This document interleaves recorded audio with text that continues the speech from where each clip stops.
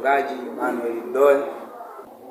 Pasaka ni siku ambayo watu wanatakiwa waitumie kuacha mabaya, sababu Kristo alikuja kwa ajili ya kukomboa ulimwengu. Maana tunavyosema Yesu amefufuka, maana ni lazima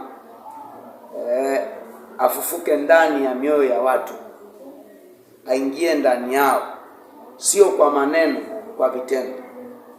Ndio maana unaposoma katika kile kitabu cha Isaya 1:16 mpaka 17 asema jiosheni, itakaseni.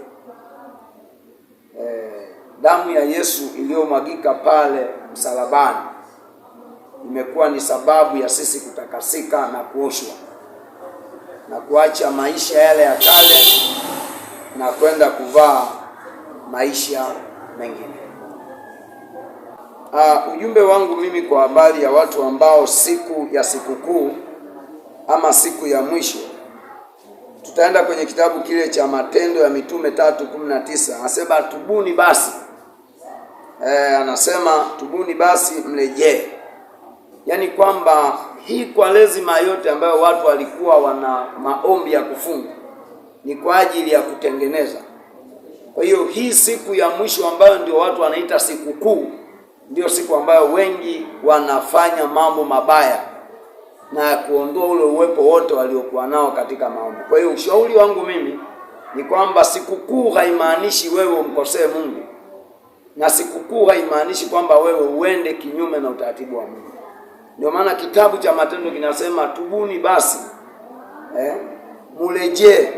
Yaani maana yake ni kwamba unapokuwa umezama kwenye uwepo, unapokuwa umejiweka kwenye viwango vya kumpenda Yesu, kuna kitu kinaingia ndani yako kinaitwa hofu. Sasa hofu ndio inakusaidia namna ya kusherehekea Pasaka. Kwamba Pasaka sio kwenda kulewa. Pasaka sio kwenda kufanya mabaya. Pasaka sio kwenda kufanya ulevi. Pasaka sio kwenda kufanya matukio mabaya. Pasaka ni sehemu ya kukumbuka mateso ya Yesu Kristo.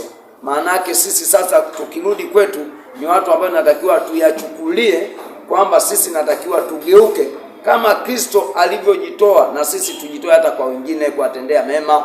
Unaweza ukawa na fedha zako, natakiwa unaenda kununulia watu pombe, ukasema mimi siendi kununua pombe, napeleka fedha zangu naenda kula na watoto yatima. Maana ni siku ambayo unaweza ukaitumia kwenda kuwasaidia watoto yatima, unaweza kuyasaidia kuwakumbuka wenye uhitaji na wajane, kwenda kushiriki nao katika sikukuu kama hii. Lakini sio kwenda kwenye matukio mabaya, kwenda kwenye starehe, kufanya vitu kama hiyo. Sio Pasaka. Pasaka ni kuletana karibu na kukumbuka kwa pamoja kufa kwa Yesu Kristo. Wajibu wa mtumishi wa Mungu ni kuombea taifa. Unaposema kuliombea taifa, maana yake ni kwamba tunakwenda kujikita kwenye maombi. Sasa kama itatokea mtumishi wa Mungu amegeuka kuwa mwanasiasa, itakuwa ngumu kuombea taifa, kwa sababu ataomba kwa mihemko, kwamba anaomba kwa sababu ya mtu fulani. Lakini jukumu la mtumishi wa Mungu ni kuhakikisha kwamba analiombea taifa, anaombea viongozi, anaombea wale wote ambao wamepewa nafasi ya kuliongoza taifa hili. Lakini kwa habari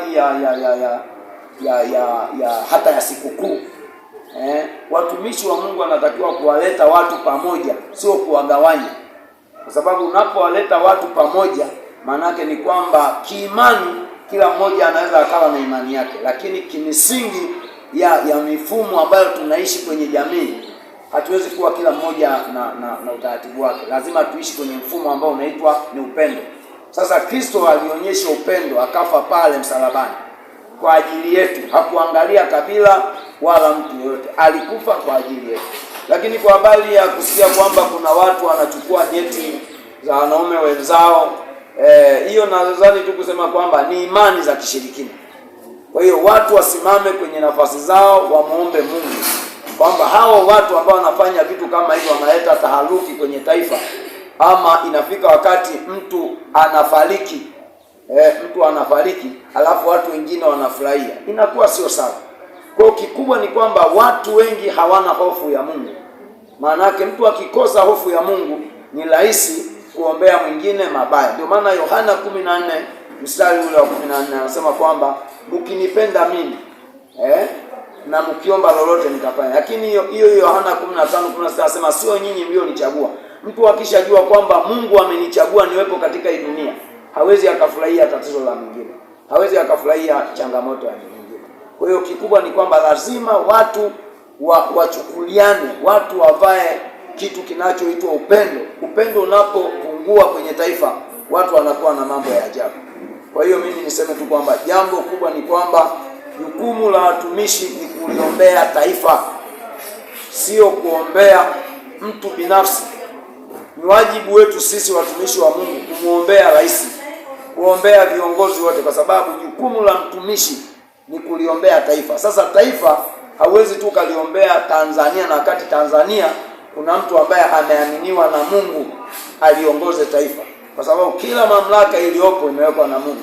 Kwa hiyo jukumu letu sisi ni kumwombea hata rais, kumwombea waziri, kuombea bunge, ili kwamba adui asije akawaingilia wakafanya vitu ambavyo havipo katika mpango wa Mungu. Lakini tutakapoacha kuwaombea, ni zaidi ya kwamba sisi wenyewe tunaweka kwenye wakati mgumu. Kwa hiyo swala la kufurahia kifo cha mtu sio swala zuri, kwa sababu hakuna anayependa kufa na kila mmoja ataonja mauti. Kwa hiyo ninachotaka kusema ni kwamba tuchukue umoja. Sisi ni Watanzania. Hizi sikukuu, iwe ya Waislamu iwe ya Wakristo, tuzitumie kuishi kwa pamoja na kushirikiana kwenye jamii ili kuweza kujenga taifa letu katika umoja. Ratiba ya kanisa: siku ya Alhamisi tuna maombi ya kuangusha ngome, tunaanza saa 9 mpaka saa 12, lakini ile Jumapili tunao ibada yetu inaanza saa 2 mpaka saa 6 kamili. Ndio utaratibu wetu mahali hapa. Tuko hapa Kinyerezi Kichangani, serikali za mtaa hapo. Kia tu kuuliza kwa mchungaji Mdoe ama kanisa la maombi, basi utaletwa hapa.